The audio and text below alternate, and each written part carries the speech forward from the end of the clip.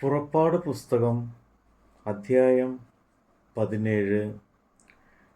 അനന്തരം ഇസ്രായേൽ മക്കളുടെ സംഘമെല്ലാം സീൻ മരുഭൂമിയിൽ നിന്ന് പുറപ്പെട്ട് യഹോവയുടെ കൽപ്പന പ്രകാരം ചെയ്ത പ്രയാണങ്ങളിൽ രഫീദീമിൽ എത്തി പാളയമിറങ്ങി. അവിടെ ജനത്തിന് കുടിപ്പാൻ വെള്ളമില്ലായിരുന്നു. അതുകൊണ്ട് ജനം മോശയോട്, ഞങ്ങൾക്ക് കുടിപ്പാൻ വെള്ളം തരിക എന്ന് കലഹിച്ച് പറഞ്ഞതിന് മോശ അവരോട്, നിങ്ങൾ എന്നോട് എന്തിന് കലഹിക്കുന്നു? നിങ്ങൾ യഹോവയെ പരീക്ഷിക്കുന്നത് എന്ത് എന്ന് പറഞ്ഞു. ജനത്തിന് അവിടെ വെച്ച് നന്ന ദാഹിച്ചതുകൊണ്ട് ജനം മോശയോട് നേരെ പിറുപിറുത്തു. ഞങ്ങളും മക്കളും ഞങ്ങളുടെ മൃഗങ്ങളും ദാഹം കൊണ്ട് ചാകേണ്ടതിന് നീ ഞങ്ങളെ മിസ്രൈമിൽ നിന്ന് കൊണ്ടുവന്നത് എന്തിന് എന്ന് പറഞ്ഞു. മോശ യഹോവയോട് നിലവിളിച്ചു, ഈ ജനത്തിന് ഞാൻ എന്ത് ചെയ്യേണ്ടു?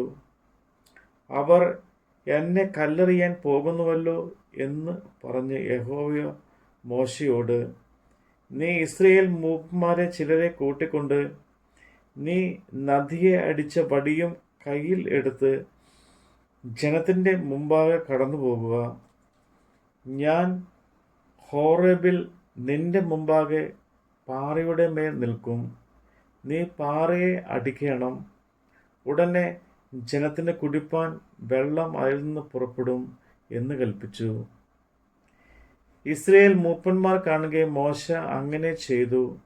ഇസ്രായേൽ മക്കളുടെ കലഹം നിമിത്തവും യഹോവ ഞങ്ങളുടെ ഇടയിൽ ഉണ്ടോ ഇല്ലയോ എന്ന് അവർ യഹോവയെ പരീക്ഷിക്കുന്ന നിമിത്തവും അവൻ ആ സ്ഥലത്തിന് മസ്സ പരീക്ഷ എന്നും മെരീബ കലഹം എന്നും പേരിട്ടു. രഫീദീമിൽ വെച്ച് അമാലേക്ക് വന്ന് ഇസ്രായേലിനോട് യുദ്ധം ചെയ്തു. അപ്പോൾ മോശ യോശുവയോട്, നീ ആളുകളെ തിരഞ്ഞെടുത്ത് പുറപ്പെട്ട് അമാലേക്കിനോട് യുദ്ധം ചെയ്യുക. ഞാൻ നാളെ കുന്നിൻ മുകളിൽ ദൈവത്തിൻ്റെ വടി കയ്യിൽ പിടിച്ചുകൊണ്ട് നിൽക്കും എന്ന് പറഞ്ഞു. മോശ തന്നോട് പറഞ്ഞതുപോലെ യോശുവ ചെയ്തു. അമാലേക്കിനോട് പൊരുതു. എന്നാൽ മോശയ്ക്കും അഹ്റോനും ഹൂരും കുന്നിൻ മുകളിൽ കയറി. മോശ കൈ ഉയർത്തിയിരിക്കുമ്പോൾ ഇസ്രായേൽ ജയിക്കും, കൈ താഴ്ത്തിയിരിക്കുമ്പോൾ അമാലേക്ക് ജയിക്കും. എന്നാൽ മോശയുടെ കൈക്ക് ഭാരം തോന്നിയപ്പോൾ അവർ ഒരു കല്ല് എടുത്തു വെച്ച് അവൻ അതിന്മേൽ ഇരുന്നു. അഹ്റോനും ഹൂരും ഒരുത്തൻ ഇപ്പുറത്തും ഒരുത്തൻ അപ്പുറത്തു നിന്ന് അവൻ്റെ കൈ താങ്ങി. അങ്ങനെ അവൻ്റെ കൈ സൂര്യൻ അസ്തമിക്കും വരെ ഉറച്ചു നിന്നു. യോശുവ അമാലേക്കിനെയും അവൻ്റെ ജനത്തെയും വാളിൻ്റെ വായ്ത്തലയിൽ തോൽപ്പിച്ചു. യഹോവ മോശയോട്, നീ ഇത് ഓർമ്മയ്ക്കായിട്ട് ഒരു പുസ്തകത്തിൽ എഴുതി യോശുവയെ ഏൽപ്പിക്കുക. ഞാൻ അമാലേക്കിൻ്റെ ഓർമ്മ ആകാശത്തിൻ്റെ കീഴിൽ നിന്ന് അശേഷം മായ്ച്ചു കളയും എന്ന് കൽപ്പിച്ചു. പിന്നെ മോശ ഒരു യാഗപീഠം പണിത് അതിന് യഹോവ ഇസി, യഹോവ എൻ്റെ കൊടി എന്ന് പേരിട്ടു.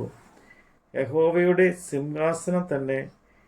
യഹോവയ്ക്ക് അമാലേക്കിനോട് തലമുറ തലമുറയുണ്ടായ യുദ്ധമുണ്ടെന്ന് അവൻ പറഞ്ഞു.